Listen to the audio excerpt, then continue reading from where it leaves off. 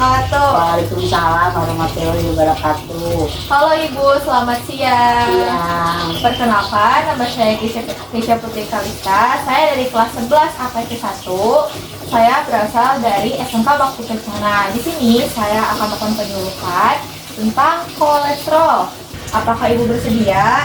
Bersedia. Ini kurang lebih waktunya selama 20 menit. Saya akan menyampaikan materi. Setelah itu saya akan menanyakan pertanyaan dan juga Ibu dapat menanyakan pertanyaan kepada saya. Di sini saya akan menyampaikan materi tentang kolesterol. Sebelumnya Ibu sudah tahu apa itu kolesterol? Sudah tahu. Nah, Ibu, kita bahas ke apa itu kolesterol. Jadi kolesterol itu adalah lemak yang diproduksi oleh tubuh yang berasal dari makanan hewani. Jadi makanan hewani itu makanan yang berasal dari hewan ya Ibu, seperti daging sapi, ayam, ikan tuna, susu, telur, dan makanan olahan seperti yogurt dan juga keju.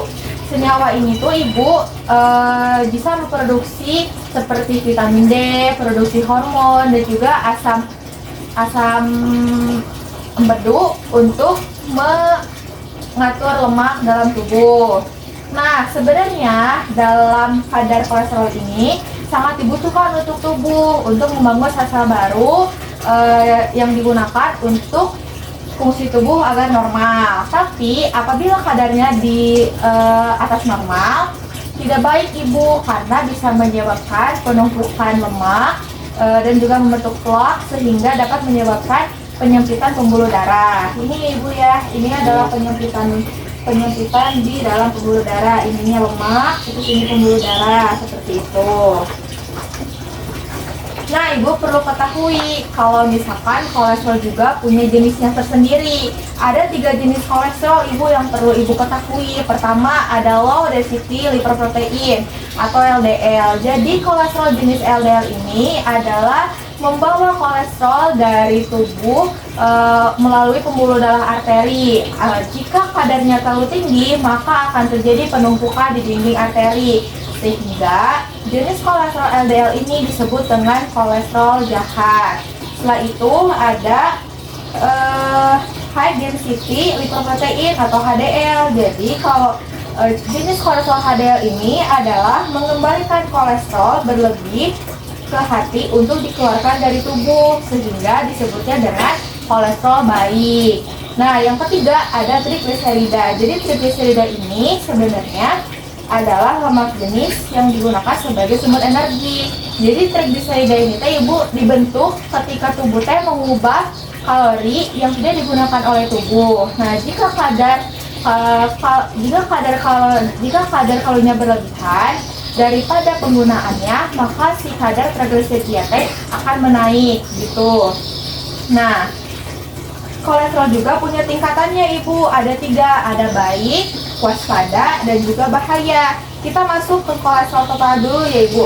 Di kolesterol total ini baiknya itu ada kurang dari 200, itu baik. Waspadanya ada di 200 sampai 239, bahayanya ada dari lebih dari 240. Kita masuk ke kolesterol jahat atau kolesterol LDL. Kolesterol LDL ini baiknya itu di bawah 130. Kalau misalkan waspadanya ada 130 sampai 159. Kalau bahayanya ada di lebih dari 160.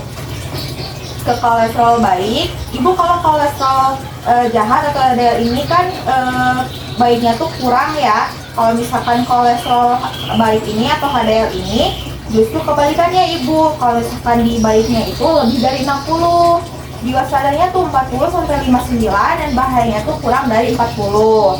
Setelah itu ada dari trigliserida. Trigliserida ini baiknya tuh kurang dari 200, waspadanya tuh 200 sampai 400, dan bahayanya tuh di 400 lebih, seperti itu. Nah, kita masuk ke penyebab kolesterol. Penyebab kolesterol ini dipengaruhi oleh faktor gaya hidup yang tidak baik, seperti merokok, makan makanan berlemak, kurang olahraga. Setelah itu ada mengonsumsi alkohol berlebih, usia, dan juga obesitas. Setelah itu kita masuk ke tanda dan gejala. Kolesterol ini sebenarnya pada gejalanya itu tidak terlihat secara jelas, apalagi kalau misalkan kolesterolnya masih di tahap awal. Tetapi apabila kadar kolesterolnya telah tinggi, tanda dan gejalanya bisa terlihat seperti yang pertama, ada sakit kepala ibu. Jadi sakit kepala gitu terasa itu di bagian belakang. Sakitnya itu mengganggu dan berat. Setelah itu ada nyeri dada. Di nyeri dada itu bisa menjalar ke tangan. Apabila menjalar ke tangan dan juga akan merasakan kesakitan apabila sedang stres. Ada kesemutan. Pada penderita kolesterol, kesemutan itu bisa terjadi pada tangan dan juga kaki. Itu terjadi karena adanya gangguan saraf peti. Setelah itu ada pegal di leher dan pundak. Pegal di leher dan pundak ini terjadi akibat penyumbatan aliran darah ke otot leher. Setelah itu ada mudah lelah dan sesak nafas. Jadi mudah lelah, sesak nafas, gangguan tidur ini terjadi pada penderita kolesterol. Apabila kita sudah beristirahat yang cukup, tetapi pada penderita kolesterol akan tetap mengalami mudah lelah dan juga sering tidur. Setelah itu ada disfungsi ereksi. Jadi disfungsi ereksi ini umumnya terjadi pada pria, ibu, terjadi akibat penumpukan kadar kolesterol dalam pembuluh darah yang mengalir ke penis. Setelah itu ada gangguan pencernaan. Jadi gangguan pencernaan itu seperti mual, muntah, sakit perut, terutama ketika kita sudah makan makanan yang berlemak. Setelah itu ada santolesma. Jadi santolesma ini ibu adalah benjolan kecil kekuningan yang terjadi di area kelopak mata. Setelah itu ada santoma. Kalau santoma ini adanya penumpukan di persendian. Setelah itu ada artrus korneal. Jadi artrus korneal ini adalah gangguan di mana adanya keabuan pada sekitar kornea mata. Setelah itu kita masuk ke komplikasi. Nah ibu sebelumnya tahu nggak komplikasi itu apa? Komplikasi itu jadi sakitnya menjalar ke semua tubuh. Ya benar sekali ibu. Jadi komplikasi itu adalah penyakit yang timbul akibat penyakit yang kita derita. Nah jadi yang pertama ada jantung koroner. Jantung koroner dan serangan jantung itu terjadi di area jantung. Mengapa bisa terjadi? Karena peningkatan kadar kolesterol yang tinggi dan juga adanya di dinding pembuluh darah, sehingga si pembuluh darah teh menyebabkan pembekuan dan juga penumpukan ibu di pembuluh darah teh. Itu teh menjadi cikal bakal terjadinya serangan jantung dan juga jantung koroner. Setelah itu ada stroke ibu. Jadi stroke ini karena kolesterol tinggi yaitu LDL. Jadi si LDL ini ibu membentuk lapisan dinding-dinding pada pembuluh darah. Nah si lapisan ini teh dapat menyebabkan menyempitnya pembuluh darah sehingga sel-sel darah teh sulit untuk mengalirkan darah ke seluruh tubuh. Setelah itu ada hipertensi. Nah di hipertensi itu ibu terjadi itu akibat plak dari kolesterol itu sendiri. Jadi si jantung teh bekerja lebih keras untuk memompa darah. Nah berakibatkan si tekanan darahnya jadi tinggi atau mengakibatkan hipertensi. Itu ada batu empedu. Jadi batu empedu ini terjadi di empedu, terjadi karena adanya pembekuan dan juga penyumbatan dan juga penimbunan cairan di empedu yang terjadi karena ketidakseimbangan antara kadar kolesterol dan juga cairan kimia yang ada pada cairan tersebut. Nah, kita masuk ke cara pencegahannya ya ibu. Ke cara pencegahannya kita bisa menerapkan pola makan sehat seperti buah-buahan, sayuran, biji-bijian, kacang-kacangan seperti itu. Menjaga olahraga teratur. Kita tuh ibu sebenarnya diwajibkan untuk olahraga setiap harinya minimal 30 menit sehari ya ibu. Setelah itu ada menjaga berat badan ideal, ada menghindari konsumsi alkohol, mengurangi rokok dan istirahat yang cukup. Nah, sekarang kita masuk ke makanan yang dianjurkan.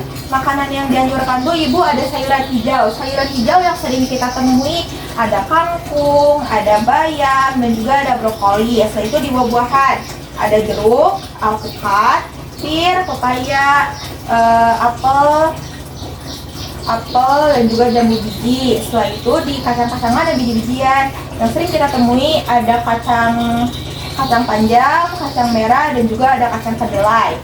Di kedelai kita bisa juga makan tahu, tempe, dan juga susu kedelai. Dan juga ada bawang putih ibu yang bisa dianjurkan untuk penderita kolesterol. Nah, tadi kan ada makanan yang dianjurkan bu, sekarang makanan yang tidak dianjurkan. Pertama ada jeroan, ibu jeroan seperti babat, seperti babat, tambusu, ati, ampela, itu sebenarnya tidak disarankan untuk penderita kolesterol. Setelah itu ada daging merah berlemak seperti sapi, iga, dan daging punggung gitu ya bu, dan daging panggang. Setelah itu ada seafood, ada udang, kepiting, kerang, dan cumi-cumi. Terus ibu ini tuh kalau seafood tuh nggak boleh banget kalau misalkan kita tuh dimasaknya dengan mentega berlebih atau pakai santan. Kayak itu ya bu ya. Nah ibu, sebenarnya untuk penderita kolesterol juga kita bisa melakukan pengobatan tradisionalnya nih ibu. Selain kita bisa berobat ke klinik terdekat atau ke dokter, kita juga bisa melakukan pengobatan sendiri di rumah dengan bahan-bahan yang sering kita temui di warung-warung terdekat. Nah, bahannya pertama ada beras, jahe, kencur, gula merah, asam jawa, dan air secukupnya. Untuk cara membuatnya, pertama ibu merendam berasnya semalaman, setelah itu tumbuk hingga halus bu. Setelah itu ibu parut kencur dan juga jahe, lalu campurkan dengan beras yang sudah halus. Setelah itu tambahkan gula merah dan juga asam jawa, lalu rebus dengan air hingga mendidih. Setelah itu saring dan minum selagi hangat. Seperti itu bu. Nah, setelah itu kita masuk ke diet kolesterol. Jadi ibu, diet kolesterol ini adalah gimana kita tuh pola makannya tuh berfokus pada penurunan kadar kolesterol dan juga lemak jenuh dengan memperbanyak makan makanan yang berserat seperti buah, sayur, biji-bijian, kacang-kacangan.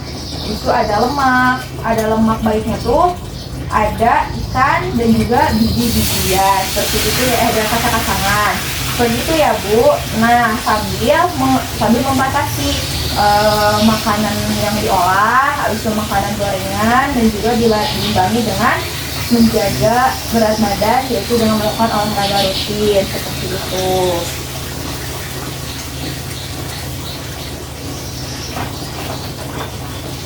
Setelah itu kita masuk ke pembahasan selanjutnya, ada tindakan di rumah apabila terjadi kolesterol itu sendiri. Nah, pertama ada membangun gaya hidup sehat, mengubah gaya hidup seperti makan makanan kaya serat seperti sayur, buah, seperti itu ya bu. Setelah itu menjaga mengurangi lemak jenuh dan trans seperti mengurangi gorengan, santan, dan juga makanan berlemak lainnya. Setelah itu ada rutin olahraga 30 menit sehari ya ibu, dan juga berhenti merokok dan batasi alkohol. Ya, terima kasih ibu. Sama-sama. Terima kasih ibu atas perhatiannya. Sama-sama. Dari materi yang saya sampaikan, apakah ada pertanyaan dari ibu? Ada. Apa bu? Kalau kolesterol gitu ya, kan suka sakit punggung. Ya. Gimana mengatasinya? Kalau misalkan itu, ibu bisa dengan mengompresnya dengan air hangat untuk mengurangi rasa sakit yang diderita ibu seperti itu ibu. Apakah ada pertanyaan lain? Udah. Oke, ibu, saya akan bertanya kepada ibu untuk memahami apakah ibu paham dengan materi yang saya sampaikan apa tidak. Ibu sebutkan tiga tanda dan gejala kolesterol, penderita kolesterol. Pertama, Sakit punggung, kesemutan, sakit gas. ya, kasih pegal.